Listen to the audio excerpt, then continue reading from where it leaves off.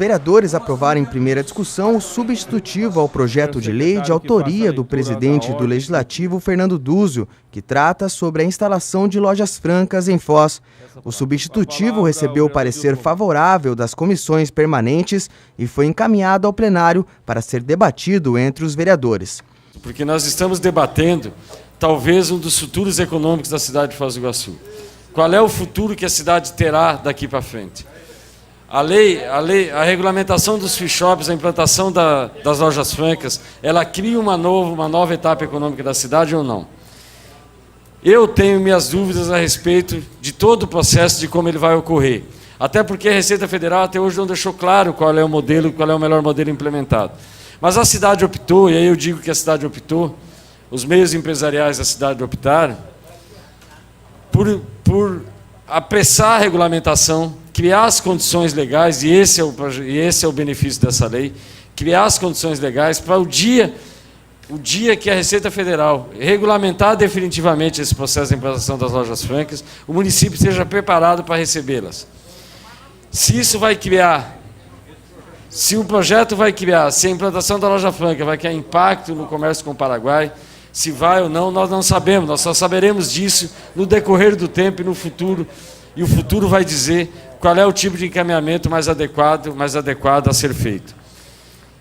O fato é que a Receita vincula, e essa é uma das dúvidas que existe na cidade de Foz do Iguaçu, a Receita vincula a implantação da loja franca à redução da cota de compras no Paraguai. Hoje, a redução da cota de compras de importação do Paraguai é de $300. A implantação das lojas francas, o dia que ela for implantada, automaticamente vai reduzir essa cota de compras para $150, que é a cota do Mercosul. E que a cidade, por falta de ter representação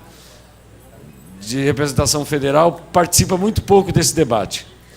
A cidade precisa debater isso com um pouco mais de eficiência. O projeto de lei agora, em pauta, ele coloca a cidade no mesmo nível que estão as cidades fronteiriças do Rio Grande do Sul e Santa Catarina, que quase todas elas já aprovaram uma lei criando a regulamentação para a implantação da loja franca nos seus municípios. O projeto recebeu emendas parlamentares e foi alterado pelo vereador autor, com um substitutivo que propôs alteração no texto original. A referida lei federal, ao qual destaca o parlamentar, prevê que a autorização poderá ser concedida a sedes de municípios caracterizados como cidades gêmeas de cidades estrangeiras na linha de fronteira do Brasil. E informar o público presente que esse projeto, na sessão de hoje, ele será votado apenas em primeira discussão, ficando a segunda votação ainda para a próxima sessão, podendo ainda ser evoluído ainda mais se assim for necessário. Então, o processo não deve se concluir nessa sessão, havendo ainda a possibilidade de haver melhorias. Senhor presidente, eu tenho visto esse projeto de Vossa Excelência com bastante apreço, mas também com preocupações. O apreço porque a gente deve fazer alguma coisa para buscar dinamizar a questão do comércio da cidade de Foz do Iguaçu e esta questão da Zona Franca, não é? Do livre das mercadorias, a questão da maquila é uma coisa plenamente debatida na cidade de Foz do Iguaçu. Mas, sinceramente, até hoje, senhor presidente, eu não firmei ainda uma opinião, e como você disse, me tranquilizou, vou votar com Vossa Excelência no primeiro turno, e depois de estudar um pouco melhor, né, na segunda votação, porque ele me traz algumas desconfianças. Como é que vai ser isso? Um contingente de empresário adere à nova modalidade. Por consequência, vende produtos mais baratos. E o que vai fazer o restante do empresariado de Foz do Iguaçu que não vai conseguir se adequar? Daqui a pouco, ao invés de nós termos dividendos, podemos ter um prejuízo. Por isso se viram dias atrás, numa nota, uma matéria que eu fiz, além dessa da questão da aduana, nós temos alguns pontos estratégicos para verificar se isso funciona.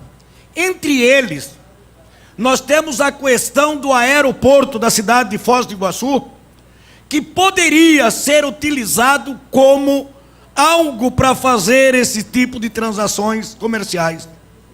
E aí eu sugeri que aquele elefante branco, o centro de convenções, fosse disponibilizado para isso. E que o aeroporto de Foz do Iguaçu, discutido com a Infraero, chegasse até a Avenida das Cataratas. E que duplicasse as pistas de acesso até o aeroporto.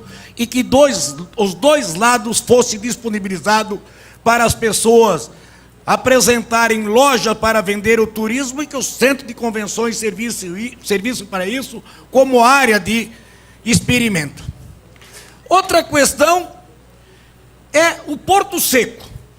A cidade de Foz do Iguaçu, a cada 100 jovens que forma aqui, só fica 10 e trabalham em desvio fora de função daquilo que se formaram. Vão para os grandes centros urbanos, nós precisávamos fomentar o comércio exterior. E por que a gente não faria o Porto Seco na cidade de Foz do Iguaçu? Um dos maiores portos secos do país, hoje, com várias carretas sobre a BR-277, na ELOG antiga Iade Sul. O Porto Seco permite, presidente, que o senhor pegue essa caneta, o tubinho venha de um país e o resto do corpo da caneta de outro. Não gera imposto enquanto ela estiver invernado dentro desse Porto Seco.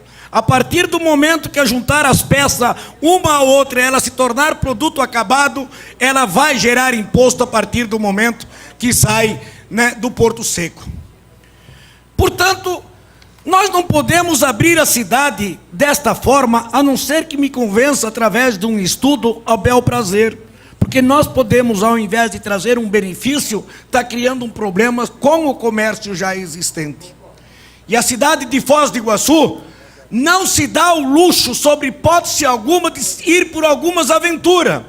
Porque a cidade de Foz do Iguaçu, a sua principal fonte econômica é o comércio e o turismo. E se nós conseguirmos dar um passo errado, poderá daí sim levar a cidade de Foz do Iguaçu à ruína. E para e passo, acompanhando esse estudo, desnecessário dizer qualquer coisa para Vossa Excelência, porque tem tido a prudência que o assunto requer.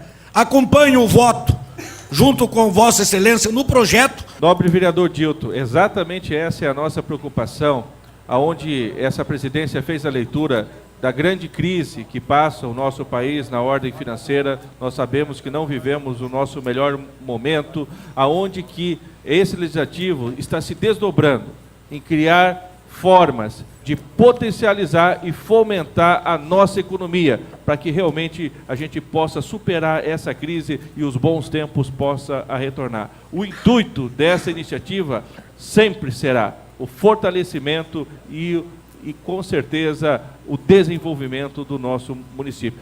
Essa é a nossa linha, essa é a nossa meta, mas compartilho da sua preocupação, porque mesmo uma boa intenção mal utilizada, o tiro claro que pode sair pela culatra, mas nós estamos tentando a priori fazer com que pelo menos alternativas sejam criadas, que pode ser que resolvam esse problema que hoje é a crise que todo o país vive. Se aprovado em segunda discussão, caberá ao Poder Executivo estipular critérios para expedição de alvarás de funcionamento para instalação dos estabelecimentos comerciais nas zonas urbanas destinadas pelo grupo técnico, que será constituído após a sanção do governo municipal.